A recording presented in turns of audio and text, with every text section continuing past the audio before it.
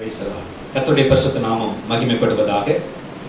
நம்முடைய சிந்தை கர்த்தருடைய வார்த்தைக்கு நேரே திருப்புவோம். 1 பேதுரு 5ஆம் அதிகாரம் 6ஆம் வசனம். ஏற்ற காலத்தில் அவர் உங்களை உயர்த்தும்படிக்கு அவருடைய பலத்த கரத்தில் அடங்கியிருங்கள். பிரியமான தேவனுடைய பிள்ளைகளே, ஆண்டவர் இந்த வார்த்தையை குறித்து கடந்த நாட்களிலே என்னோடு பேசிக்கொண்டே இருந்தார். குறிப்பா செவ்வாய்க்கிழமையிலே இதை குறித்து என்னோடு பேசிக்கொண்டே இருந்தார். தேவன் உயர்த்துகிற திட்டமுடையவர். தேவன் நம் ஒவ்வொருவரையுமே ஒரு நன்மையான திட்டத்தோடு அழைத்திருக்கிறார். எத்தனை பேர் அதை விசுவாசிக்கிறீங்க? அல்லேலூயா. ஒரு நன்மையான தேவ திட்டத்தோடு அல்லது நன்மையான தேவ திட்டத்தை என் தன்னகத்தை அடக்கி இருக்கிற ஒரு மனுஷி நான் என்கிற உணர்வு நமக்கு எப்பொழுதும் இருக்கட்டும். ஆண்டவர் அழைக்கும் போது ஒரு மனுஷனை ஒரு நோக்கம் இல்லாமல், எந்த அர்த்தமும் இல்லாமல், ஒருவேளை ஆண்டவர்கிட்ட போய், ஆண்டவர் இவனை பற்றி என்ன காரியம்? ஒரு நாள் பேதுரு கேட்டார் பாத்தீங்களா, யோவானை பார்த்து, இவனை பற்றி என்ன காரியம், இவனை பற்றி என்ன விஷயம் அப்படி கேட்கும் போது பேதுருவை பத்தி கர்த்தர் சொன்னாரு. அதை கேட்டுட்டு இவர் அமைதியா இருக்கல. அப்ப இவனுக்கு என்ன விஷயம் அப்படி கேட்கும்போது ஆண்டவர் சொன்னாரு, அவனா வர்ற வரைக்கும் அவன் உயிரோடு இருக்கணும்னு எனக்கு சித்தமான, அதை பத்தி உனக்கு என்ன கவலை என்று சொல்லுகிறார். ஒவ்வொருத்தருக்குமே ஒரு திட்டம் ஆண்டவருக்கு உண்டு, ஒவ்வொருத்தரை பற்றி. அந்த திட்டத்தை தான் இந்த வசனம் சொல்லுது, உயர்வு, உயர்த்தப்படுதல் என்கிற நிலைமையில. இது ஒரு சாதாரண ஒரு சின்ன வசனம் போல இருந்தாலும் அல்லது பழக்கமான ஒரு வசனம் போல இருந்தாலும் இதில் உள்ள காரியங்களை ஆவியானவர் எனக்கு உணர்த்தினார். அதை அவர் லிஸ்ட் அவுட் பண்ணினார். இதுல என்னென்ன விஷயங்கள் அடங்கி இருக்கிறது. ஒரு ஸ்டடி நேரத்தில் கூட இதை ஜஸ்ட் நான் அதை மென்ஷன் பண்ணேன். ஆண்டவர் இதை பத்தி என்கிட்ட உணர்த்திக்கிட்டே இருக்கிறார், பேசிக்கிட்டே இருக்கிறார். எனக்கு அன்பான தேவனுடைய பிள்ளைகளே, 3 காரியங்களை இந்த வசனத்தின் மூலமாய் நான் உங்கள் முன்பாக அந்த வசனத்தில் உள்ள அந்த பொருட்களை, கருப்பொருளை பிரித்து 3 விஷயமாக உங்கள் முன்பாக வைக்க விரும்புகிறேன். முதலாவதாக இந்த வசனத்தின் அர்த்தம் என்று எடுத்துக்கொள்வோம் சொன்னா, அடங்கி இருங்கள் அல்லது அடங்கி இருத்தல் என்பது ஒரு மிக முக்கியமான கருத்து. இதில் சொல்லப்பட்ட 3, நான் பேச விரும்புகிற 3 கருத்தில் ஒன்று. ஆங்கில வேதாகமம் இந்த வசனம் இப்படிதான் ஆரம்பிக்கிறது, humble yourself என்று சொல்லிதான் இந்த வசனமே ஆரம்பிக்குது.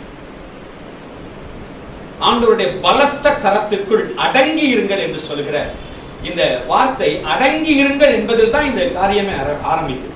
ஆம் பிரியமானவர்களே, ஆண்டவர் நம்மை பயன்படுத்தும்படியாக அல்லது அவர் நம்மேல் வைத்திருக்கிற திட்டத்தை அவர் செயல்முறைப்படுத்தும்படியாக நாம் முதலாவது செய்ய வேண்டிய காரியம், ஆண்டவரே உமது கரத்திற்குள் உமது சித்தம் செய்யப்பட அடங்கி இருக்கிறேன் என்று சொல்லுகிற இந்த உணர்வு அவசியமானது. அடங்கி இருந்தால், தமிழ்ல சொல்லியிருக்கிற அடங்கி இருத்தல் என்று சொல்வதை ஆங்கிலத்தில் ஹம்பிள் என்று சொல்லப்பட்டது. உங்களை தாழ்த்துங்கள், உங்களை தாழ்த்துங்கள். இந்த வேத பகுதி சொல்லுகிற விஷயமே அப்படிதான். ஆகையால் ஏற்ற காலத்தில் அவர் உங்களை உயர்த்தும்படிக்கு, உங்க பைபிளை திறந்து பாருங்க கொஞ்சம். ஆகையால் ஏற்ற காலத்தில் உங்களை உயர்த்தும், அப்படித்தானே? சரிதானே? அப்போ ஆகையால்னு சொல்லி வரும்போது அல்லது ஆகவே அப்படின்னா முன்னால ஏதோ இதை பற்றி சொல்லி இருக்குன்னு அர்த்தம், அப்படிதானா? அப்ப முந்தின வசனத்தை பாருங்க. அந்தபடி இளைஞரே, மூப்பருக்கு கீழ்ப்படியுங்கள், நீங்கள் எல்லாரும் ஒருவருக்கொருவர் கீழ்ப்படிந்து மனத்தாழ்மையை அணிந்து கொள்ளுங்கள். பெருமை உள்ளவர்களுக்கு தேவன் எதிர்த்து நிற்கிறார், தாழ்மை உள்ளவர்களுக்கோ கிருபை அளிக்கிறார். ஆகையால் அடங்கி இருங்கள். இன்னொரு விதத்தில் சொன்ன, ஆகையால் நீங்களும் உங்களை தாழ்த்துங்கள். இந்த கீழ்ப்படிதலுக்கு வேதம் எதிர்பார்க்கிற, ஆவியானவர் எதிர்பார்க்கிற தேவை என்று சொல்லும் போது அதற்கு ஒரு தாழ்மை அவசியம். தாழ்மை உணர்வோடு இல்லாத எந்த மனிதனும் யாருக்கும் கீழ்ப்படிய முடியாது. கீழ்ப்படிய வேண்டும் என்று சொன்னால் அந்த நபருக்குள்ளாக இயல்பாக ஒரு தாழ்மை வேண்டும். இந்த இயல்பாக இருக்க வேண்டிய ஒரு தாழ்மை இல்லாத மனுஷன் ஒரே இடத்துல ரொம்ப காலம் வேலை செய்வது கஷ்டம். பிராக்டிக்கலா இவர் என்ன சொல்றது? ஆமாங்க, அவர் தாங்க உங்க ஓனரு, 1ஆம் தேதியான சம்பளம் கொடுக்கிறவரு, அவர் தான் சொல்லுவாரு, அவர் சொல்றதை கேட்கறது தான் உங்க வேலை. இவர் என்ன எனக்கு சொல்றது? தாழ்மை இல்லைன்னா கதை நடக்காது, காரியம் செல்ல. தாழ்மை இல்லைன்னா வாத்தியார் சொல்றத கேட்க முடியாது. தாழ்மை இல்லைன்னா கீழ்ப்படிதல் சாத்தியம் இல்லை. இதே காரியம் அநேக நேரத்தில் ஆண்டவரோடும் ஆண்டவருக்கு அடுத்த விஷயத்திலும் இந்த தாழ்மை இல்லாத சுபாவம் பல நேரங்களில் பல விதங்களில் கர்த்தர் சித்தமான உங்களோட அதை குறித்து நான் ஒரு நாள் பேசுறேன். இப்போ நிச்சயம் அதை தொட மாட்டேன். இந்த பெருமையின் அடையாளங்கள்னா என்ன, பெருமையின் அடையாளங்கள் அப்படின்னு சொல்லி ஒரு லிஸ்ட் ஒரு 7, 8, 10 அப்படி போய்கிட்டு இருக்கு. ஒருத்தருக்குள்ள பெருமை இருக்கிறது என்பதற்கான அடையாளம் தேவனிடத்திலே சில சமயம் நம்ம என்ன செய்வோம், நம்முடைய பெருமையின் விளைவை அந்த அந்த ரெஃப்ளெக்ஷனை நம்ம காட்டுவோம். கர்த்தரிடத்திலே சில நேரம் பயங்கர கடுப்பு வருதா, ஆண்டவர் மேலே கோபம் வருதா, என்ன இப்படி நடந்துருச்சு, நான் இப்படி நினைச்சேன் இப்படி நடந்துருச்சு, அது ஒரு பெருமையின் அடையாளம். நீங்க முறைச்சுக்கிற அளவுக்கு கோச்சுக்கிற அளவுக்கு அவர் ஒன்றும் அவ்வளவு சாதாரணமானவர் அல்ல. அவர் இந்த சராசரத்தின் தெய்வம், இந்த சராசரத்தின் தெய்வம். அப்படி உணர்வு அவர்கிட்டயே எழும்புதுன்னா உங்களுக்குள்ள பெருமை ஆளுகை செய்து கொண்டிருக்கிறது என்று பொருள். அவருக்கு மேலாகவே, அவர் திட்டத்துக்கு மேலாக நம்ம திட்டத்தை, அவருடைய பிளானுக்கு மேலாக நம்ம பிளான, அவர் நமக்கு நினைச்சு உன்னை நடத்துறதுக்கு மேலா நாம நினைச்சு நம்மளை நடத்துகிற விஷயத்தை பெருசா வச்சுக்கிற இந்த உணர்வு தான் அவர் மேலே கோபப்படுறதுக்கு என்னை நடத்துகிறது என்பதை உணர்ந்தீங்கன்னா பெருமை உள்ள இருக்கிறத நீங்க உணர்ந்துக்கலாம். கர்த்தருக்கு ஸ்தோத்திரம். நான் முதலே சொல்லிட்டேன், இன்னைக்கு அந்த பெருமையுடைய விளக்கத்தை பேச போகல. உங்களுக்கு வேணும்னு சொன்னா பர்சனலா கூட சில சமயம் கேளுங்க, டைம் எடுத்து அதை குறித்து பேசலாம், டிஸ்கஸ் பண்ணலாம். ரொம்ப அவசியமான ஒரு லெசன். அதை வாசித்த போது எனக்குள்ள 2-3 விஷயம் இடிச்சிச்சு. நான் சொல்றேன், எனக்குள்ள 2-3 விஷயம் இடிச்சிச்சு. அந்த அளவுக்கு அது ரொம்ப அழகா டீப்பா இருக்கு அந்த ஸ்டடி. எனக்கு அன்பான தேவனுடைய பிள்ளைகளே, பெருமை இல்லாத தாழ்மை உணர்வு தான் அடங்கி இருக்க பண்ணும். நான் ரொம்ப இந்த சின்ன வயசுல எங்க வீட்டில் நிறைய கோழி வளர்ப்போம். அப்போ அது அடிக்கடி அடை வைக்கிற அந்த பழக்கம் இருந்தது. அந்த கோழியுடைய அடகாக்குற அந்த இதை ரெகுலரா உட்காந்து சின்ன பிள்ளைகளா அப்படி ஸ்கூலுக்கு போயிட்டு வந்தா இது பண்றது, நேரம் அங்கதான் போய் உட்கார்றது, அப்படிலாம் நிறைய நான் சொல்ற ரொம்ப சின்ன பிள்ளைகளா இருக்கிற டைம்ல ஒவ்வொரு ஸ்டெப்பையும் எத்தனை நாள்னு கவுண்ட் பண்ணி வச்சுட்டு இருக்கோம். அப்புறம் அந்த டைம், அதோடைய கொஞ்சம் வெளி வர்ற நேரம், அப்படிப்பட்ட டைம்ல எல்லாம் பார்த்தீங்கன்னு சொன்னா அது எப்படி உடைச்சிட்டு வருது எல்லாம் இதெல்லாம் ரொம்ப கவனிச்சுட்டே இருக்கும். ஒரு நாள் எனக்கு பயங்கர சிந்தனை என்னன்னா, இப்ப குதிச்சு ஓடும் கொஞ்ச நேரத்துல அது புசுன்னு இருந்துட்டு கோழி அப்படி அந்த குஞ்சுகள் அப்படி பயங்கர ஆக்டிவா சுத்தி அடிச்சு வியா கத்திக்கிட்டு இது பண்ணி, எனக்கு ஒரு பயங்கர எண்ணம், அந்த எண்ணம் பயங்கர ஸ்ட்ராங்கா வரும். இவ்வளவு ஆக்டிவா இருக்கிற, இவ்வளவு விடாம கத்திக்கிட்டே இருக்கிற இந்த குஞ்சு இவ்வளவு நாள் எப்படி சத்தம் போடாம அதுக்குள்ள அடங்கி இருந்துச்சு. அந்த சின்ன வயசுல எனக்கு எப்படி இது இவ்வளவு துருத்துன்னு இருக்குது, எப்படி அதுக்குள்ள அந்த முட்டைக்குள்ள அடங்கி இருந்துச்சு. அன்பானவர்களே, அங்க அடங்கி இருக்கிறது தான் இதனுடைய இந்த ஜீவனுக்கே காரணமானது. அல்லேலூயா. அது அந்த நேரத்துல அடங்கி இல்லைன்னு சொன்னா, அல்லது தேவையற்ற ஒரு ஷேக், தேவையற்ற உடைபடுதல், கீறல், விரிசல், இது உயிரோட இருக்காது. அந்த ஏற்ற நேரம் வரைக்கும் அடங்கி இருக்கும் போதுதான் முழு ஜீவனோடு. எனக்கு இது வரைக்கும் இந்த இல்லஸ்ட்ரேஷன் யோசிக்கவே இல்லை, இதை ப்ரிப்பேர் பண்ணும்போது இந்த இல்லஸ்ட்ரேஷன் யோசிக்கவே இல்லை. நீங்க கரெக்டா வச்சு பாருங்க, அந்த டியூ டேட் வரைக்கும், டியூ டைம் வரைக்கும் அடங்கி இருக்கிறது ஜீவனோடு முழு பலத்தோடு வெளிப்படுகிறது. அடங்கி இருந்தால் அங்கே ஒரு அசாதாரணமான பலனும் ஒரு growthம் உண்டாகும், ஒரு வளர்ச்சியும் உண்டாகும். இன்னைக்கு நிறைய அடங்கி இருப்பது என்பதை வேஸ்ட் ஆஃப் டைம் என்று நினைக்கிறார்கள். Waiting, humbling ourselves, it's not waste of time. It is a time, invested for your growth. உங்களுடைய வளர்ச்சிக்காக முதலீடு செய்யப்படுகிற நேரங்கள். நல்லா அதை விளங்கிப்போம். அடங்கி இருத்தல் என்பது நிறைய நேரங்களில் நீங்க பாருங்களேன், முழுவதும் தொழிலை கத்துக்கிறதுக்கு முன்னாலேயே அடங்கி இருக்கிறதுல நான் தனியா இது பண்ணணும், நான் அதை செய்யணும், இதை செய்யணும், நிறைய இந்த அடங்கி இருக்கிறதுல இன்னைக்கு இந்த எல்லாமே வேகப்படுத்தப்பட்ட இந்த காலகட்டத்தில் எல்லாமே அப்படிதான். வேக வேகமா எதை செஞ்சிருக்கணுமோ, எதை அறிஞ்சிருக்கணுமோ, எதெல்லாம் தெரிஞ்சிருக்கணுமோ அதெல்லாம் தெரியறதுக்கு முன்னால அந்த நாட்கள்ல நிறைய கவனமா எவ்வளவு ஒரு தொழிலை கத்துக்கிறதுக்கு என்ன கஷ்டப்பட்டு என்ன அடி வாங்கி அவங்களுடைய நோக்கம் எல்லாம் இந்த விஷயம் எனக்கு தெரியணும், அந்த காரியம் தெரியணும். 90% தெரிஞ்சிருச்சு. இன்னும் ஏங்க இத்தனை வருஷமா அவர்கிட்டயே ஒட்டிக்கிட்டு இருக்கீங்க? இல்ல மீதி 10% ரொம்ப முக்கியம். மீதி 10% அவரா மனம் வச்சு சொல்லி கொடுத்தா தான் எங்க ஓனரோ அல்லது எங்க மெக்கானிக்கோ அல்லது நடத்துகிறவரோ டீச்சர் சொல்லி கொடுக்கிறவர் அவரா மனம் வந்து சொல்லி கொடுத்தா தான் உண்டு. இல்லைன்னா அந்த 10% ஃபுல் தொழிலுடைய அந்த ட்ரிக்ஸ் எல்லாம் அதுக்குள்ளதான் இருக்கு. அந்த ட்ரிக்ஸ் எல்லாம் அதுக்குள்ளதான் இருக்கு. இது அவசரப்பட்டு வெளியே வந்தவங்க அறகுறை கலைஞர்களா நிறைய இருக்காங்க. என்ன காரியத்தை கையில் எடுத்துக்கிட்டாங்க. இன்னைக்கு கவனிங்க, ஏன் இந்த அறகுறைத்தனம்? இதுதான் காரணம். அடங்கி இருக்க தயாரா இல்லை. அடங்கி இருக்க தயாரா இல்லை. படிக்கிற கோர்ஸ் எது சீக்கிரமா முடிக்கிற மாதிரி. இப்போ ஒரே கோர்ஸை ஒரு காலேஜில் 3 வருஷம், இன்னொரு காலேஜில் 4 வருஷம் இருந்தா எதை தேர்ந்தெடுப்போம்? அவசரமா நம்ம என்ன செஞ்சிடணும், வந்துடணும் ஃபீல்டுக்கு, அவசரமா வெளியே வந்துடணும். ஆனால் அடங்கி இருத்தலில் தான் வளர்ச்சி, ரியல் growth takes place. அடங்கி இருத்தலில் தான் சரியான வளர்ச்சி உண்டாகி கொண்டிருக்கிறது என்பதை நாம் தெளிவாய் ஆவிக்குரிய காரியத்திலும் அதேதான், மாற்றமே கிடையாது. நான் இதை வேதாகமத்திலே ஒரு ஜோஷ்வா என்கிற அந்த பக்தனோடு நான் இதை இணைத்து சொல்ல விரும்புகிறேன். யோசுவாவை இதற்கு நான் உதாரணமாய் எடுத்துக்கொள்ள விரும்புகிறேன். 33ஆம் அதிகாரம் யாத்ராகமத்தின் புத்தகத்திலே 11ஆம் வசனத்தை ஒருவர் எடுத்து வாசியுங்களே. யாத்ராகமம் 33ஆம் அதிகாரம் 11ஆம் வசனம் யோசுவாவை குறித்து. ஒருவன் தன் சிநேகிதனோட பேசுவது போல கர்த்தர் மோசேயோட முகமுகமாய் பேசினார். பின்பு அவன் பாளையத்துக்கு திரும்பினார்.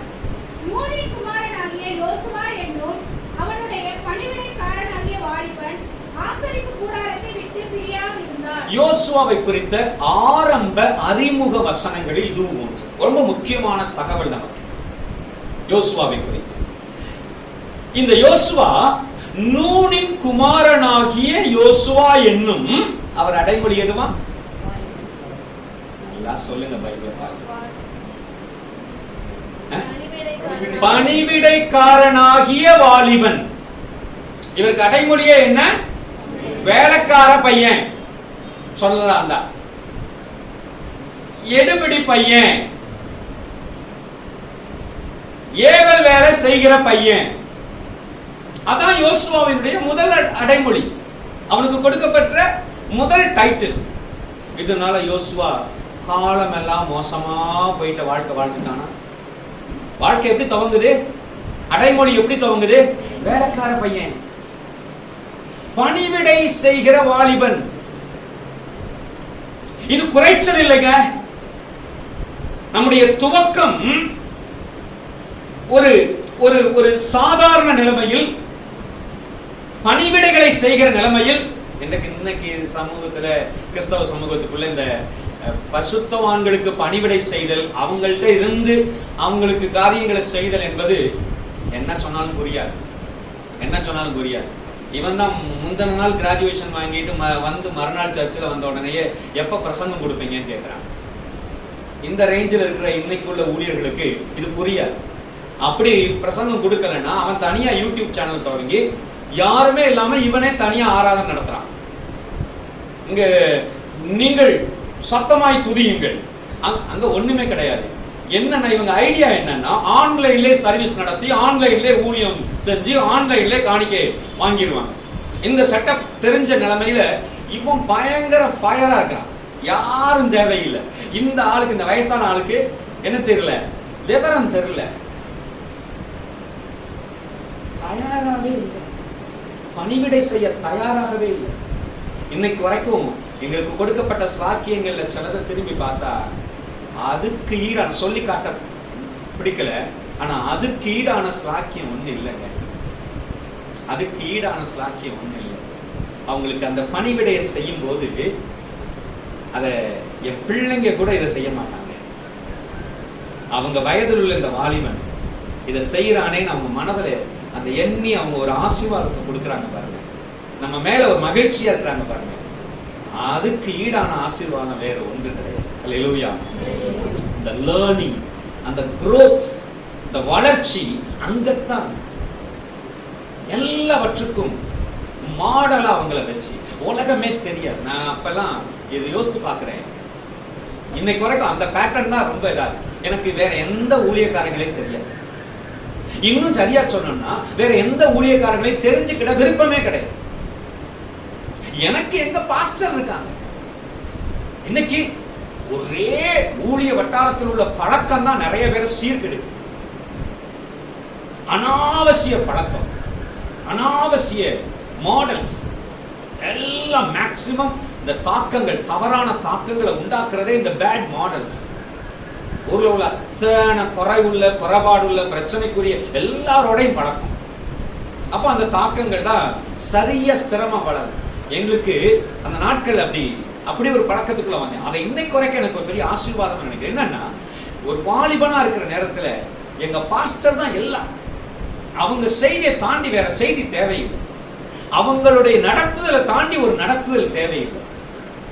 இன்னைக்கு வரைக்கும் என் வாயில நிறைய என்கிட்ட கேட்டீங்கன்னா என் உள்ளத்திலிருந்து அப்படி அறிஞ்சும் அறியாமல் அப்படி வர்ற வார்த்தை தான், அவங்கள போல ஒரு பரிசுத்தவான இது வரைக்கும் நான் இன்னும் என் வாழ்க்கையில் பார்க்கிறேன்.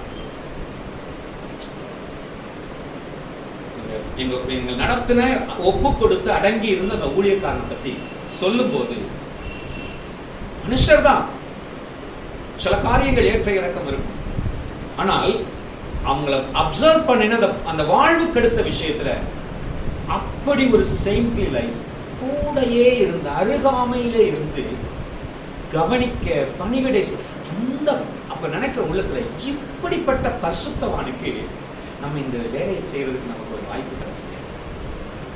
நிறைய பேர் நிறைய சொல்லிடுறாங்க ஈஸியா, எனக்கு அதை சொல்ல தோணலை. சொல்ல தோணலை. நான் அதை செஞ்சேன், இதை செஞ்சேன். பாஸ்டரையெல்லாம் நிறைய இந்த காரியங்களை சொல்லுவாங்க. ஆனால் எனக்கு சொல்ல தோணலை. அதை இன்னும் சொல்ல போனால் சொல்லக்கூடியதாக கூட இல்லை. சில காரியங்கள் வெளியே சொல்லக்கூடியதாக கூட இல்லை. ஆனால் உள்ளத்தில் நினைக்கும் போது ஆண்டவரே அப்படி ஒரு சாக்கியத்தை தந்திக்கிறாங்க, அப்படி ஒரு பாக்கியத்தை தந்தீங்க. இந்த பணிவிடையில் அடங்கி இருத்தலில், சீர்படுத்தப்படுதலில், நீதிமான் தயவாய் குட்டினால். இந்த வசனம் வாசிக்கும் போதெல்லாம் எனக்கு ஒரு ஞாபகம். குட்டுன்னா அப்படி விழும், லிட்டரலா கிடையாது. அவங்க சொல்ற வார்த்தை, அந்த சின்ன பையனா ஒரு 20 வயசுல எவ்வளவு கோபம் வரும், எவ்வளவு மூர்க்கம் வரும். 2 நிமிஷம் 5 நிமிஷம் லேட்டா வந்ததுக்கு திருப்பி போ வீட்டுக்கு. நான் இவ்வளவுக்கும் அழுதுட்டு கண்ணீரோடு அப்படி நிக்கிறேன். இனிமேல் நான் அப்படி செய்ய மாட்டேன். ஜஸ்ட் அங்க வீட்டுல போய் ஜெபம் பண்ண, கொஞ்ச நேரம் கழிச்சு ஜெபம் பண்ணுவாங்க, இது பண்ணுவாங்க. பெரிய ஆபீஸ் அது இதெல்லாம் கிடையாது. வீட்டுக்கு டெய்லி போறது. இதுல நீங்க சொன்ன எப்படி லேட்டா போறோம், அது இவர் ஒழுங்கா போயிருக்க வேண்டியதானே அப்படி நீங்க நினைச்சீங்கன்னா கதையை நான் சொல்றேன். அப்ப உங்க மீறி யோசித்து பாருங்க. 9:30 போனதுக்கு 9:35 ஆயிடுச்சு ஒரு நாள். அதுக்குதான் இந்த அதுக்கு முன்னால அன்னைக்கு காலையில உள்ளது இது என்ன நடந்திருக்கும்னா, முந்தின இரவே நான் சர்ச்சில் போய் படுத்திருப்பேன். நைட்டெல்லாம் தூங்கியிருப்பேன். காலையில எந்திரிச்சு 5 மணி ப்ரேயருக்கு சர்ச்சை கூட்டி 5 மணி ப்ரேயர் நடத்தியிருக்கோம். அதுக்கப்புறம் சில நேரங்கள்ல அவங்க வீட்டுக்கு எதுவும் காய்களோ மற்றதுகளோ வாங்கணும்னா வாங்கலாம். எல்லா நேரமும் இல்லை, ஆனா சில நேரம் அதை வாங்கிட்டு கிட்டத்தட்ட 7 மணி 7:30 மணிக்கு தான் வீட்டுக்கு வருவோம். அங்கிருந்து வீட்டுக்கு வந்து கிளம்பி அங்க 9:30 போறோம். அதுல 2 நிமிஷம் 5 நிமிஷம் லேட் ஆனதுக்கு இந்த அதுல இப்படி உருவாக்கப்பட்டதன் ரகசியம் என்ன தெரியுமா? மற்றவங்களுக்கு தெரியாது, எனக்கு தெரியும். ஒரு டிசிப்ளின் உள்ள இருக்கிறத, எந்த காரியத்திலும் என்ன செய்யணும், அது எவ்வளவு முக்கியம். அப்படி சில சமயம் கூட்டு விடுவோம். சொல்றேன், அன்னைக்கு என்ன அழுதாலும் முடியவே முடியாது, திரும்பி வீட்டுக்கு போன்னு சொல்லி அனுப்பி சாயங்காலம் வர்ற டைமுக்கு கரெக்டா வந்துரு. அவங்க சொன்ன காரியம் தான், உனக்கு 5 நிமிஷம் லேட் ஆகுதுன்னா இப்போ வேற ஏதோ வேலை இருக்கு, முக்கியமான வேலை இருக்கு போல, இந்த வேலையை செய்யும் சொல்லி அன்னைக்கு என்னை திருப்பி அனுப்பி. ஸோ அந்த பயிற்சி, அந்த அடங்கி இருத்தல் வெறும் இந்த இதுல கோபப்படுறதுக்கு மட்டும் கிடையாது. அது எதை டெஸ்ட் பண்ணுது? என்னுடைய சுபாவத்தை டெஸ்ட் பண்ணுது. கோபம் வருதா? கீழ்ப்படிய முடியாதபடிக்கு அந்த உள்ள வந்து அப்படிப்பட்ட ஒரு உணர்வு இருக்கா? அதுதான் டெஸ்ட். மழுங்கி இருக்கா, இல்ல சுருன்னு பிடிக்குதா? சில கவனிங்க, எத்தனை வருஷம் ஆனாலும் இன்னைக்கும் அவங்கள பாதிக்கிற ஒரு வார்த்தை வந்துருச்சுன்னா தூக்கி போட்டு. எத்தனை வருஷம் நமக்கு நேசிச்சு நம்ம கூட இருந்தது, இன்ப துன்பங்கள்ல இது பண்ணி அப்படிப்பட்ட நபர் தானே, ஒரு நேரம் அப்படி சொல்லியிருக்கான், கோபத்துல சொல்றாங்க, உடனே தூக்கி போட்டு. இதெல்லாமே ஒரு ஊழியக்காரனுக்கு பயிற்சி. அதுக்கு பின்னால் அவ்வளவு ஆசீர்வாதமான அனுபவங்கள். எனக்கு கேட்கிற தேவனுடைய பிள்ளைகளே, அடங்கி இருத்தல். யோசுவாவுக்கு ஜஸ்ட் சொல்லப்பட்ட வார்த்தை என்னன்னா, பணிவிடைக்காரனாகிய வாலிபன். இங்க இருந்துதான் அவருடைய ஹம்பிள் பிகினிங் அப்படியே துவங்குது. ஒரு தாழ்மையான துவக்கம் ஆரம்பிக்குது. ஆனா இதுவே என்னைக்கும் இல்லைங்க. வேதம் சொல்லுது, கர்த்தருடைய தாசனாகிய யோசுவா. யோசுவாவின் புத்தகம் கடைசி அதிகாரத்துல, யோசுவாவின் இப்ப வேண்டாம், அப்ப பின்னால வரும்போது பார்க்கலாம், மரணத்தை குறித்து பேசும்போது கர்த்தருடைய தாசனாகிய யோசுவா எப்படி ஆரம்பிச்சது? மோசேயின் பணிவிடைக்காரனாகிய வாலிபன் என்று ஆரம்பிச்சது எங்க வந்து முடியுது? அப்படி ஒரு உன்னதத்துக்கு, உயர்வுக்கு, மேன்மைக்கு வரணும்னு சொன்னா இந்த கீழ்ப்படிதல் இருந்து துவங்கணும், இந்த அடங்கி இருத்தல் துவங்கும். நம்ம வாழ்க்கையிலையும் ஆண்டவருக்கு அவர் சித்தத்துக்கு எந்த அளவுக்கு கீழ்ப்படிகிறோம், எந்த அளவுக்கு அடங்கி இருக்கிறோம். நீங்க உடனே இதை எடுத்துக்கிட்டு உங்க முதலாளிக்கும், உங்க பெற்றோருக்கும், உங்க டீச்சர்ஸுக்கும் என்னெல்லாம் அடங்கி இருக்கணும், கீழ்ப்படியணும், அதெல்லாம் நீங்க கன்வெர்ட் பண்ணிக்கோங்க, அதெல்லாம் நல்ல விஷயம். ஆனா அதை விட முக்கியமா தேவ திட்டத்திற்கு எந்த அளவிற்கு நான் ஒப்பு கொடுத்து அடங்கி இருக்க தீர்மானிக்கிறேன், அது ரொம்ப முக்கியம். அடங்கி இருந்தால் அடுத்ததாக எங்கே அடங்கி இருக்க வேண்டும்? எங்கே அடங்கி இருக்க வேண்டும்? வேதம் தெளிவாய் சொல்கிறது, அவருடைய பலத்த கரத்தின் கீழ் அடங்கி இருக்க வேண்டும். அல்லேலூயா, அல்லேலூயா. அவருடைய பலத்த கரத்தின் கீழ் அடங்கி இருக்க வேண்டும். You should know the majesty or the mightiness of God's hand. தேவனுடைய மகத்துவமுள்ள வலது கரத்தின் மகிமையை நீங்க விளங்கி இருக்கணும். அப்பதான் அதுக்கு கீழே சந்தோஷமா அடங்கி இருக்கும். எனக்கு நிறைய பேருக்கு கர்த்தருடைய கரத்தின் கீழ் அடங்கி இருத்தல் என்பதுல ரொம்ப சிரமமா இருக்கு. எல்லாமே புரியுது, அதான் விசேஷம். நமக்கு அறிவுக்கு புரியும், ஆனா நடந்து போகும்போது, அனுபவத்தில் செயல்படும் போது அது கஷ்டமா இருக்கு. அனுபவம் வாயில சொல்லணும்னா, நிறைய பிரசங்கியர்களை இன்னைக்கு நாங்க பாக்குறேங்க, பயங்கரமா பிரசங்கம் பண்ணுவாங்க, எல்லாம் அறிவுக்கு பயங்கரமா இருக்கும். அனுபவிச்சு பாருங்க அப்படின்னு சொன்னா கடந்து போகணும், அது ரொம்ப கஷ்டம், ரொம்ப கஷ்டம். இந்த கர்த்தருடைய கரம் எதற்கெல்லாம் அடையாளமா இருக்கு தெரியுமா? முதலாவதாக கர்த்தருடைய கரம், சங்கீதம் 111 2ஆம் வசனம், அவருடைய கரம் அவருடைய வல்லமையான கிரியைகளை வெளிப்படுத்துகிறது, அதற்கு அடையாளமா இருக்கு. The works of the Lord. His hands, arms denotes the works of the Lord. ஆண்டவருடைய கரம், வலது கரம், அவருடைய புயங்கள் என்று சொல்பவை தேவனுடைய செயல்களை அடையாளப்படுத்துகிறது. வாசிங்க அந்த வசனத்தை. 111:2. கர்த்தரின் செய்கைகள் பெரியவைகளும், the works of the Lord, தேவ செய்கைகள் அவைகள் பெரியவைகள். வாசிங்க. அவைகளில் பிரியப்படுகிற எல்லாராலும் ஆராயப்படுகிறவைகள். அவைகள் பெரியவைகளா இருக்கிறது மாத்திரமல்ல, அவைகள் ஆராயப்படுகிறவைகள். தேவ செயலை நீங்க ஆராய முடியுதா? தேவ செயலை உணர முடியுதா? பரிசுத்தவான்கள் விளங்கிக்கிட்டாங்க, இது தேவ செயல், இது தேவ செயல். பக்தர் யோபு சொல்லுகிறான், என் கையால் என் வாயை பொத்திக் கொள்ளுகிறேன். மீனிங் என்ன? அவனுக்கு ஒரு ஸ்டேஜ்ல புரிஞ்சிச்சு, இது தேவன் செயல்படுகிறது, இது தேவனுடைய கரம், இனிமேல் நான் எதுவும் பேசுவதற்கு இல்லை. அவர் செயல் எப்பவும் சிறந்தது. அவர் செயலை கிரிட்டிசைஸ் பண்ணத்தக்க மனுஷன் இல்லை. அவருடைய செயலை விமர்சிக்க முடியாது. நான் அடங்கிக் கொள்ளுகிறேன், அவருடைய கரத்தின் கீழ் அடங்கிக் கொள்கிறேன் என்று சொல்லுகிறார். அவருடைய கரம் என்று சொல்லுவது யோசுவாவின் புத்தகம் 3ஆம் அதிகாரம் 11ஆம் வசனத்துல, ஸ்தோத்திரம், தேவனுடைய கரம் என்பது அவருடைய அதிகாரத்தை குறிக்கக்கூடிய ஒன்று. 4 காரியம் நான் இதில் சொல்ல விரும்புகிறேன். 2வது, அதிகாரத்தை தேவனுடைய கரம் என்பது குறிக்கிறது. authority of the Lord. யோசுவா 3:11 வாசிங்களேன். இதோ சர்வ பூமிக்கும் ஆண்டவராய் இருக்கிறவருடைய உடன்படிக்கை பெட்டி உங்களுக்கு முன்னே யோர்தானிலே போகிறது. பாருங்க, யோர்தானிலே அந்த கடந்து போகும்படியாய் ஆண்டவர் சொல்றாரு, ஆசாரிகள் தூக்கிட்டு போக சொல்லு. இவங்க ஆசாரிகளுடைய கால்கள் பட்ட உடனேயே யோர்தான் நின்றும், பிரவாகித்து ஓடுகிற யோர்தான் நின்றும், ஸ்டாப் ஆயிரும், உங்களுக்கு வழி கிடைச்சிரும் அப்படின்னு சொல்லியிருக்கிறாரு. சொல்லும் போது யோசுவா சொல்றாரு, சொல்ற வார்த்தை, யூஸ் பண்ற வார்த்தை பாருங்க, இதோ சர்வ பூமிக்கும் ஆண்டவராயிருக்கிற அவருடைய உடன்படிக்கை பெட்டி. நம்முடைய தேவன் அவ்வளவு பெரியவர், பிரியமான அவருடைய அதிகாரம் பெரியது. ஏதும் தெளிவா சொல்ல, அவர் சொல்ல ஆகும், அவர் சொல்ல ஆகும், அவர் கட்டளையிட்டார்னு அவர் சகலமும் செய்ய வல்லவர், அவர் சகலமும் செய்ய வல்லவர், அவர் செய்ய நினைத்தது தடைபடாது. எனக்கு அன்பான தேவனுடைய பிள்ளைகளே, சொல்ல ஆகும், கட்டளை நிற்கும் என்கிற அதிகாரம் உடையவரை நீங்களும் நானும் அறிந்திருக்கிறோம். அவரிடத்தில் ஜெபித்து ஒரு ஜபம் செய்றீங்கன்னு சொன்னா, கேட்கிறவர், எதிர்முனையில கேட்கிறவர் எப்படிப்பட்டவர்? நான் சொல்றேன் அப்படின்ட்டாருன்னா முடிஞ்சிச்சு. ஹல்லேலூயா. அவர் சொல்லிட்டாருன்னா முடிஞ்சிச்சு, அவர் சொல்லிட்டாருன்னா முடிஞ்சிச்சு. அவர் கட்டளையிட்டாருன்னா அப்படியே ஆகும். அந்த அதிகாரம் இந்த உலகத்துல சில காரியங்களுக்கு அந்த உலகத்துல எவருக்குமே கிடையாது. எந்த பிரசிடென்டோடைய ஆர்டருக்கு எந்த புயல் கீழ்ப்படியும், எந்த கடல் கீழ்ப்படியும், எந்த எரிமலை கேட்டோம், பேச்சு கேட்டோம், ஐயோ பிரசிடென்ட் சொல்றாரு, பிரைம் மினிஸ்டர் சொல்றாரு, எந்த எரிமலை அப்படியே அடைந்து, எந்த வெள்ளம் நின்றோம். ஆனா அவர் சொன்னா ஆகும், அவர் கட்டளையிட்டானே. அல்லேலூயா. அதிகாரம் மிக்க அவருடைய கரம். 3வதாக, அவருடைய வல்லமை நிறைந்த அவருடைய கரம், the power of the Lord. 104ஆம் சங்கீதம் 32ஆம் வசனம், 89ஆம் சங்கீதம் 13ஆம் வசனம் குறிச்சுக்கங்க. ஏதாவது ஒரு வசனத்தை வாசி. Praise the Lord.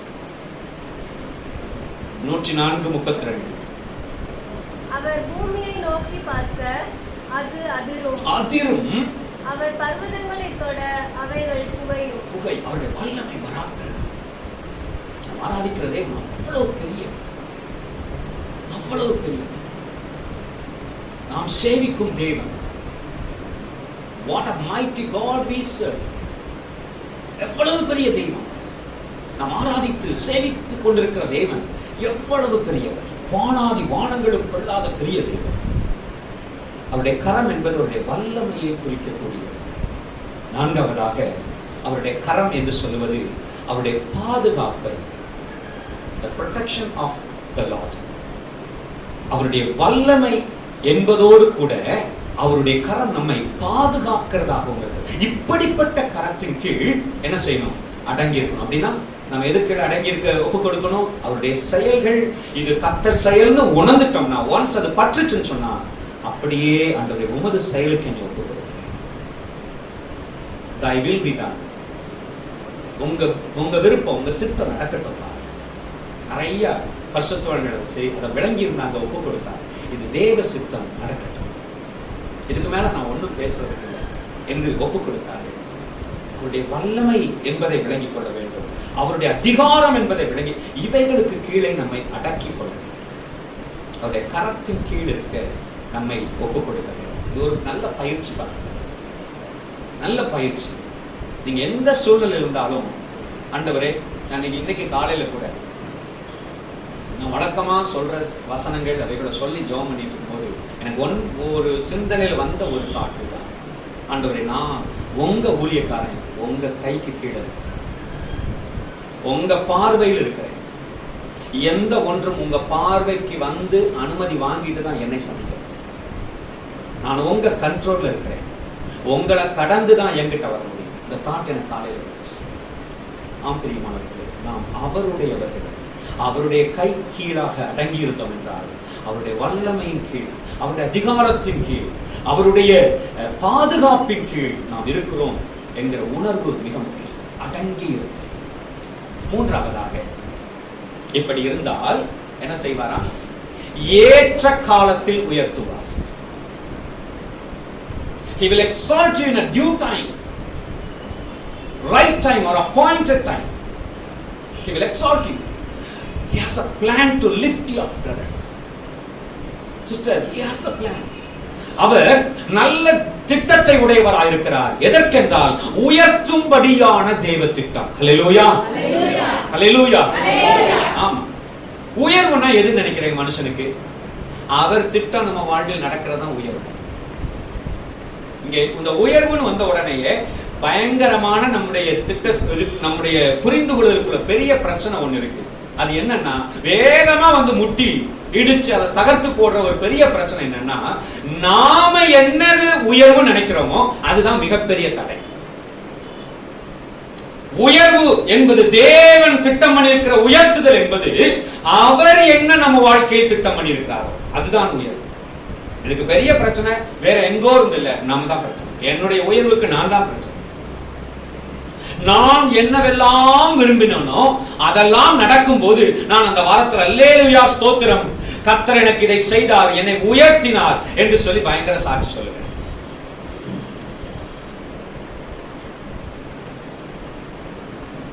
தேவ செயலை நாம் ரீட் பண்ண ஒரு பரிசுத்த அபிஷேகம் தேவை, ஆவிக்குரிய கண்கள் தேவை, ஆவிக்குரிய தரிசனம் தேவை. எது தேவன் செய்வது, எது சாத்தான் செய்வது, எது உலகம் செய்வது, இதை புரிந்து கொள்ற வளர்ச்சி தேவை.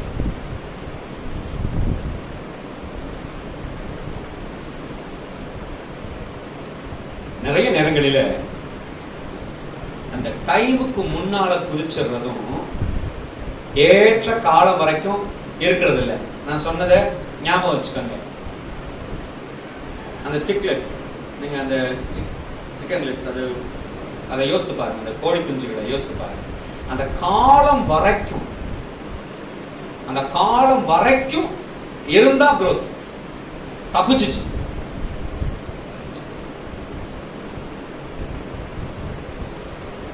ஏற்ற காலம். அடுத்ததாக ஒரு பெரிய விஷயம் இருக்கு.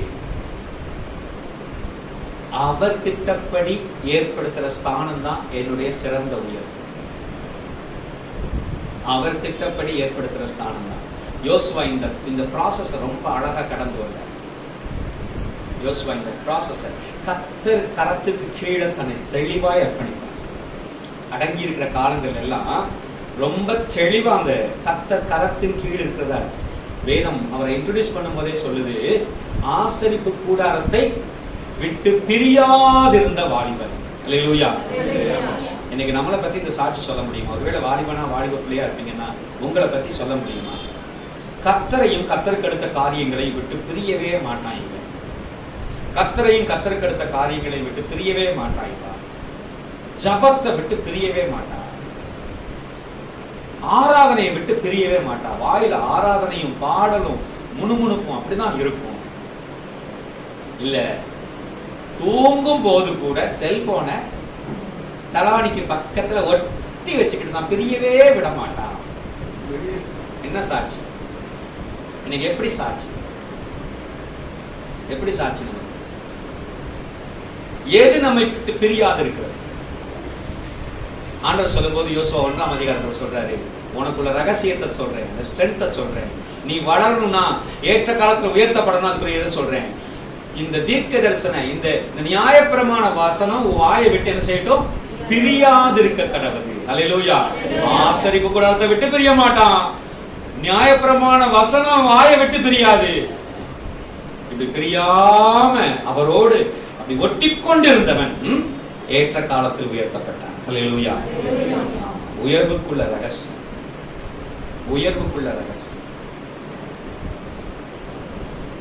ஏற்ற காலம் உயர்த்துவார். நிறைய பிரச்சனை எதுல வந்தது தெரியுமா? நிறைய பிரச்சனை. ஆண்டவர் சில நேரம், ஆண்டவர் மகனே இது உன்னுடைய வேலை இல்லை, கொஞ்சம் அடங்கி இருந்துக்கப்பா அப்படி பிடிச்சி அடக்கி வைக்கும் போது திமிரிக்கிட்டு நெல்லிஞ்சுக்கிட்டு வம்பு பண்ணிக்கிட்டு அந்த ஒரு குழந்தைய நீங்க யோசித்து பாருங்களேன். நீங்க சிறு குழந்தைய வளர்க்குறவங்களா இருந்தீங்கன்னா உங்களுக்கு தெரியும். கீழே இறக்கி விட்டா பெரிய பிரச்சனை, பெரிய பிரச்சனை, ஒரு ஆபத்தான இடம். அப்படிப்பட்ட நேரத்தில் நீங்க தூக்கி வச்சிருக்கீங்க. அந்த குழந்தை தயாராகவே இல்லை, விடுறதுக்கு இருக்க தயாராகவே இல்லை. என்ன இறக்கி அது இறங்கணும்னா ரொம்ப ஈஸியாக இறங்கிருக்கு தெரியுமா பிள்ளைங்க? அப்படி ஒரு சுற்றி நெளிச்சு விடாம நெளிச்சு டாப்புன்னு உருவிடும். அப்படியே அதுதான் மனசு ஒப்பி இருந்தால் தான் நம்மகிட்ட இருக்கும். அது இருக்கக்கூடாதுன்னு நினச்சா நிறைய நேரம் இந்த மாதிரி செய்கிறோம். நம்ம பெரியவங்க விட்டுருவோம். அதே சமயத்தில் எனக்கு ஒரு கடிக்கிற நாய் ஒன்று நிற்கிது. குழந்தை இறக்கக்கூடாதுன்னு நம்ம நினைக்கிறோம். அப்போ மீறியும் திமிருனா என்ன செய்யணும்? என்ன செய்யணும் சொல்லுங்க டக்குனே. பிரசங்கம் போய்கிட்டு இருக்குல்ல. மீறின திமிருனா பிடி இருக்கும். அதான் செயல், சரியான செயல். நம்ம அதுதான் இதுவரைக்கும் ஃப்ரீயா தான் இருந்துச்சு. இறங்கணும்னு முயற்சிக்கும் போது ஆபத்து இருக்கிறதுனால தகப்பன் என்ன செய்கிறார்? பிடிய இன்னும் கொஞ்சம் இருக்கிறார். நிறைய நேரம் ஆவிக்கிற நிலைமையில நமக்கு புரியாத ரகசியங்கள் கடந்து போகிற நேரங்கள்ல இப்படித்தாங்க நடக்குது. ஆண்டவருக்கு மகளே மகனே, இது கொஞ்சம் சூழ்நிலை உனக்கு சிரமமான நேரம், ஆவிக்குரிய தீங்கு சூழ்ந்திருக்கிற நேரம், இது உனக்கு சோதனை நிறைந்த நேரம். நீ உன்னை விட்டா போய் அந்த சோதனைகளை விழுந்துருவ. அதுல உனக்கு ஒரு நன்மை மாதிரி தெரிஞ்சாலும் அங்கே உன் ஆவிக்குரிய வாழ்வுக்கு ஒரு சூழ்ச்சி வைக்கப்பட்டிருக்கிறது, குழி தோண்டி வைக்கப்பட்ட. அது உனக்கு தெரியல. நான் உன்னை விட வேண்டான்னு பார்க்கிறேன். இல்லை இல்லை, நான் அந்த அதுக்கு அப்ளிகேஷன் போட்டேன், போயே ஆவேன். கர்த்தர் இருக்கிற இல்லை இல்லை செஞ்சே ஆவேன். அதாவது நெகட்டிவா காரியங்கள் கூடிக்கிட்டே போகுது, இடைஞ்சல் கூடிக்கிட்டே போகுது. கிரகிக்கிறதே கிடையாது. ஆவிக்குரிய பார்வையோடு அதை உணர்ந்துக்கிறதே கிடையாது. தரிசன கண்களை பயன்படுத்துறதே கிடையாது. அங்க உனக்கு ஒரு பிரச்சனை இருக்குது, உனக்கு தெரியாது, எனக்கு தெரியுது. ஆனாலும் விடும் ஆண்டவரே, நேசத்தினால அன்பினால இறுக்கி பிடிச்சு. இப்ப என்ன செய்ய ஆரம்பிக்கிறோம்? கர்த்தர் எனக்கு நன்மை செய்யல, ஆண்டவர் எனக்கு தீமை செஞ்சிட்டார், மேலும் மேலும் மேலும் எனக்கு நான் விரும்பின அந்த காரியத்தை அல்லது எனக்கு நல்லது என்கிற விஷயத்தை செய்யவே இல்லை. இவர் நல்ல ஆண்டவர் இல்லை. என் ஜபத்தை கேட்கல. ஊருக்கெல்லாம் ஜபத்தை கேட்கிறாரு, ஏன் ஜபத்தை கேட்கல. ஊருக்கெல்லாம் அற்புதம் செய்யறாரு, நிறைய சாட்சி சொல்றாங்க. எனக்கு நான் ஒரு ரகசியத்தை சொல்லட்டுமா? ஒரு ரகசியத்தை சொல்லட்டுமா? உங்கள் வளர்ச்சி, ஆவிக்குரிய வளர்ச்சி வர வர வர வர நீங்க விளங்கிக்கிட போகிற நிறைய காரியங்கள் அதிர்ச்சியூட்டும் செயல்களை ஒன்று, உங்களுக்கு குறைஞ்ச மார்க் கிடைச்சதுக்காக நன்றி சொல்லுவேன்.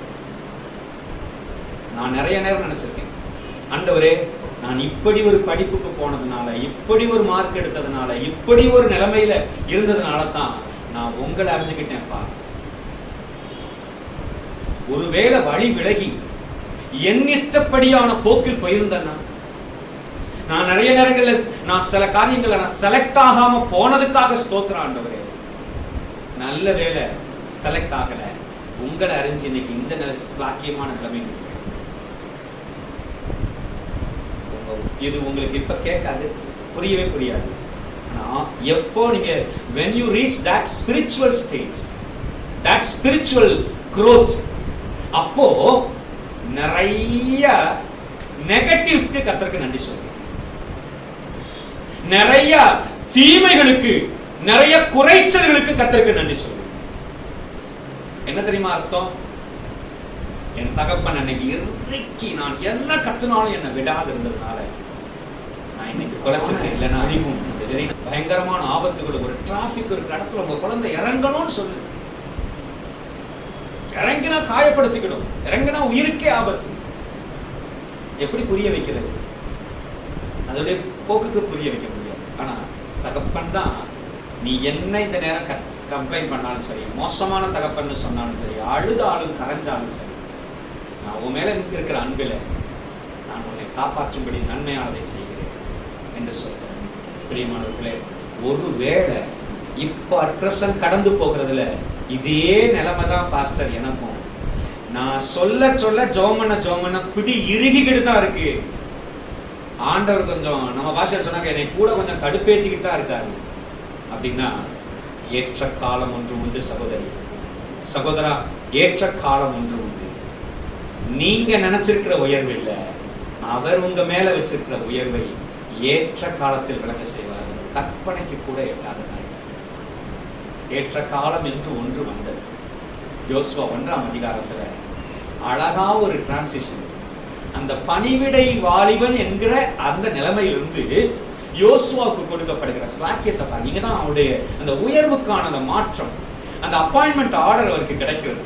உயர்வுக்கான அந்த ப்ரமோஷனுக்கான ஆர்டர் ரொம்ப அழகா அந்த அந்த அந்த அதிகாரத்தில் உள்ள வசனங்கள் ரொம்ப அழகா இருக்கும். கர்த்தருக்கு ஸ்தோத்திரம் உண்டாகட்டும். 1ஆம் அதிகாரத்தின் கடைசி வசனம் 17-18 வாசிங்களேன் ஒருவர்.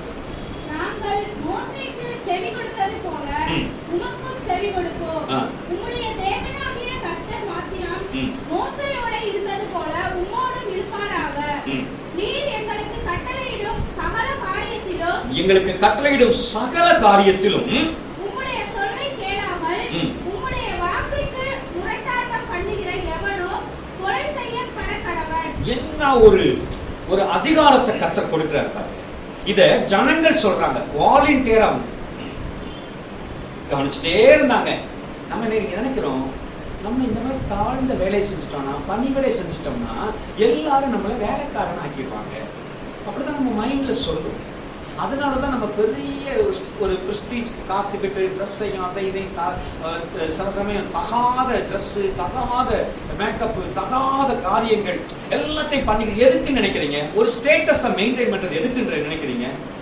மற்றவங்க என்ன, நான் ரொம்ப தாழ்ந்து நடந்துட்டேன், நான் தாழ்ந்த வேலையை செஞ்சுட்டேன்னா அப்படியே அப்படின்னா. மோசே பணிவிடைக்காரன் அறியப்பட்டிருந்தாருங்க. அவருடைய வேலை வந்த போது இந்த ஜனங்கள் சொல்றாங்க, மோசேக்கு கீழ்ப்படிந்தது போல உமக்கும் கீழ்ப்படிப்போம். உம்முடைய பேச்ச கேட்காதவன் உயிரோட வச்சிருக்கான். அவங்களே சொல்றாங்க. அதான் ஆண்டவர் ஏற்ற காலத்தில் ஏற்படுத்துகிற உயர்வு. அல்லேலூயா.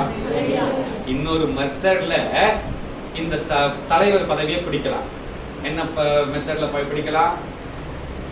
பயங்கர அந்தஸ்து, பயங்கர அந்த பிரஸ்டீஜும் காட்டிக்கிட்டு, ஒரு பெரிய அறிவாளி மாதிரி காட்டிக்கிட்டு, இந்த தாழ்ந்த வேலையெல்லாம் செய்யறதில்ல, நீ செய்யி.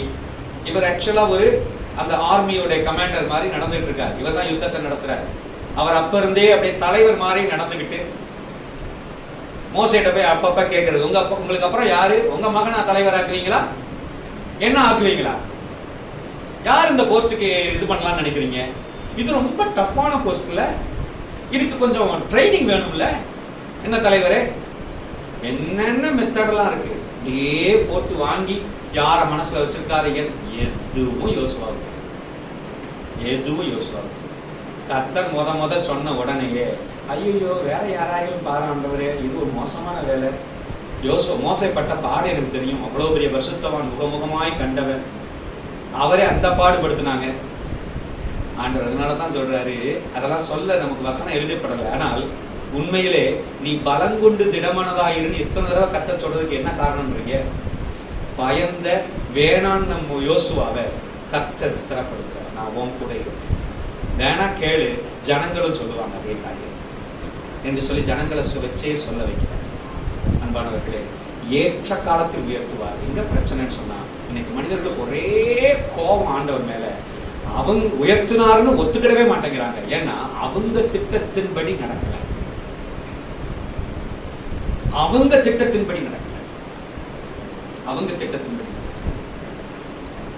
மனுஷ திட்டத்தின்படி உயர்வுனா என்ன?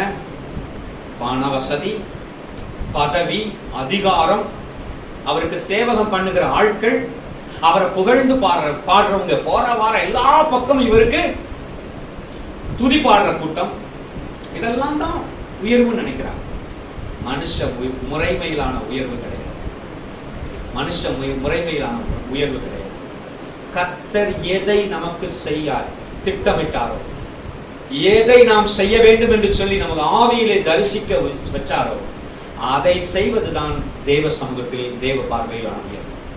நான் எதற்காக உருவாக்கப்பட்டேனோ, அப்போஸ்தலனாகிய பவுல் சொல்றார், எதற்காக பிடிக்கப்பட்டேனோ அதை அடைந்து கொள்ள முடியும். ரொம்ப கவனம், ஜாக்கிரதையா இருந்தாங்க பரிசுத்தவான். உங்க வாழ்க்கையில கூட அந்த ஜெபத்தை கேளுங்க. அந்த உயர்வு உங்க திட்டத்தில் இருக்கிற உயர்வு, உங்க திட்டத்தில் இருக்கிற உயர்வு. இதுல கோளாறு பட்டு தான் என்ன செஞ்சிடறாங்க ஜனங்கள் நிறைய. ஆண்டவர் நம்ம நினைக்கிற உயர்வை தரமாய் தெரியல, உலகமாவும் தரதான் பார்க்கணும். உலகத்துக்கு பக்கம் போயிடுறாங்க, உலக மெத்தட்ஸை பயன்படுத்துறாங்க. இன்னைக்கு திருச்சபைக்குள்ள பயங்கர உலகத்தின் ஐடியாஸ், மெத்தட்ஸ் நிறைய உள்ள நுழையிறதுக்கு இதுதான் காரணம். கர்த்தரால் வருகிற கணம் இல்ல, மனுஷரால் வருகிற கணத்தை நம்மளா உண்டாக்கிக்கிடுவோம்.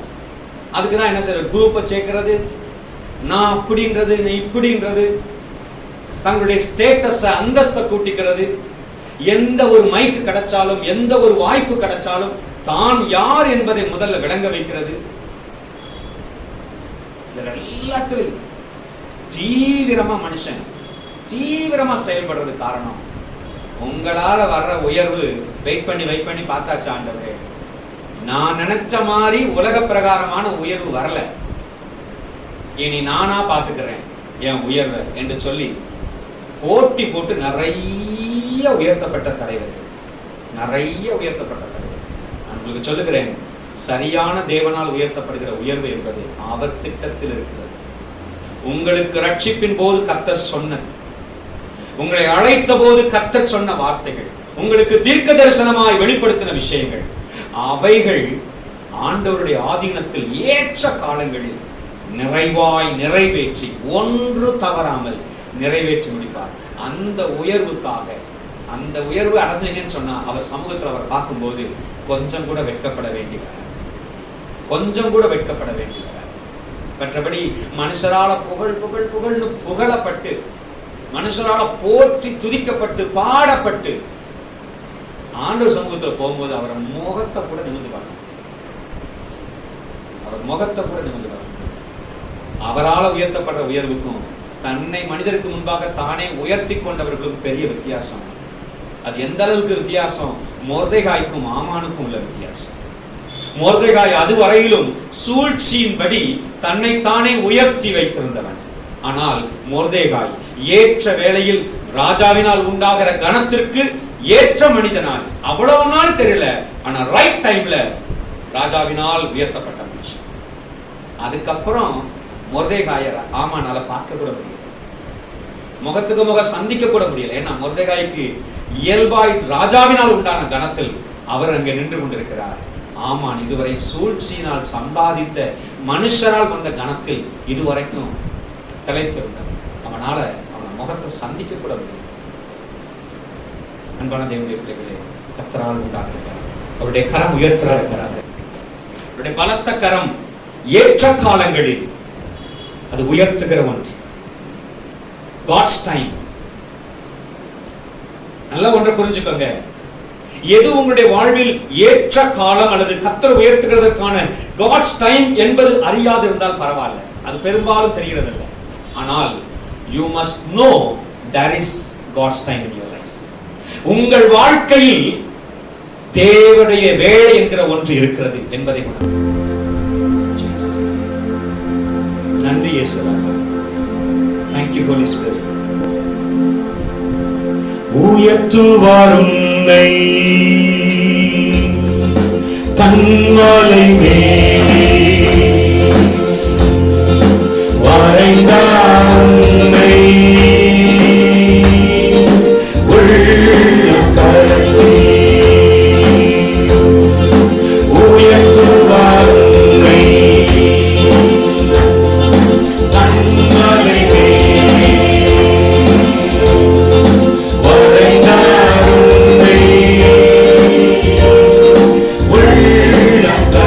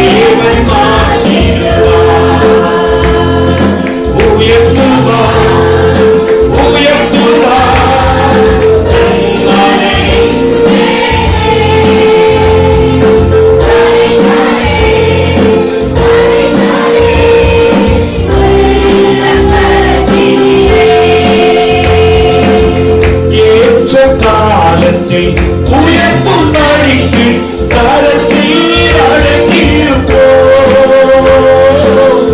ஏற்ற காலத்தில் உயர்த்தும் படிக்கு கரத்தில் அடங்கியிருப்போ.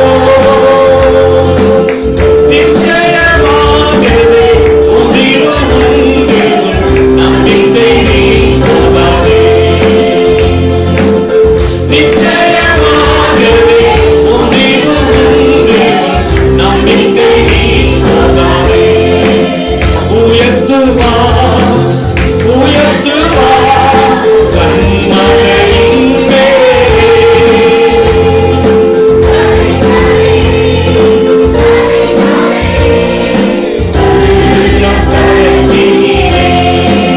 கர்த்தரின் வேலையில் கவனமாயிருந்தால் மேன்மை தேடி வரும். கர்த்தரின் வேலையில் கவனமாயிருந்தால் உயர்வு தேடி வரும். உனது இதயம் அதிசயமடைந்து மகிழ்ச்சியால் நிரம்பும். உனது இதயம் அடைந்து மகிழ்ச்சியால் நிரம்பும். உயர்த்துவார், உயர்த்துவார் கண்மலையின் மேலே. வரைந்தாரே, வரைந்தாரே என் கரத்தினிலே. உயர்த்துவார் உன்னை கண்மலை மேலே. வரைந்தார் உன்னை உள்ளம் கரத்தில். கர்த்தருடைய கரத்தில் அடங்கி இருந்தால் ஏற்ற காலத்தில் உயர்வு வரும். உன்னை உயர்த்தும்படி உன் தேவன் முன்குறித்திருக்கிறார். தேவ பிள்ளையே, இந்த கரத்தில் அடங்கி இருப்போம்.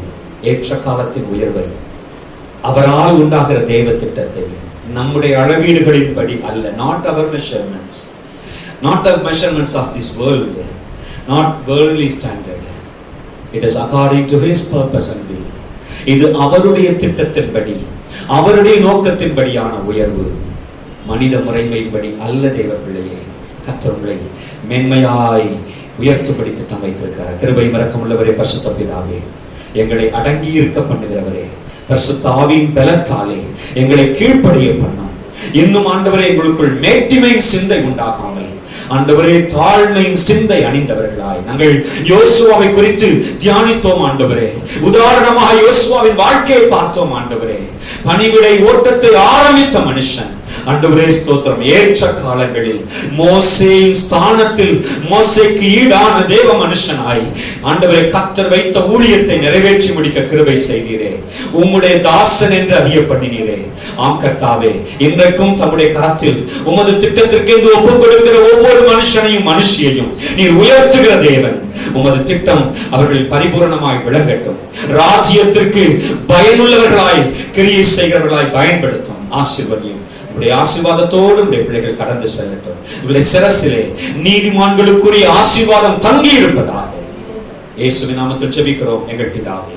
என் ஆத்துமாவே கர்த்தரை ஸ்தோத்திரி, முழு உள்ளமே கிறிஸ்து நாமத்தை ஸ்தோத்திரி. என் ஆத்துமாவே கர்த்தரை ஸ்தோத்திரி, கர்த்தர் செய்த சகல உபகாரங்களை மறவாதே. ஆமென். நம்முடைய கர்த்தராகிய இயேசு கிறிஸ்துவின் கிருபையும் பிதாவாகிய தேவனுடைய அன்பும் பரிசுத்தாவினுடைய ஐக்கியமும் சமாதானமும் காவலும் இன்றும் என்றும் சதா காலங்களிலும் நம் அனைவரோடும் கூட இருப்பதாக.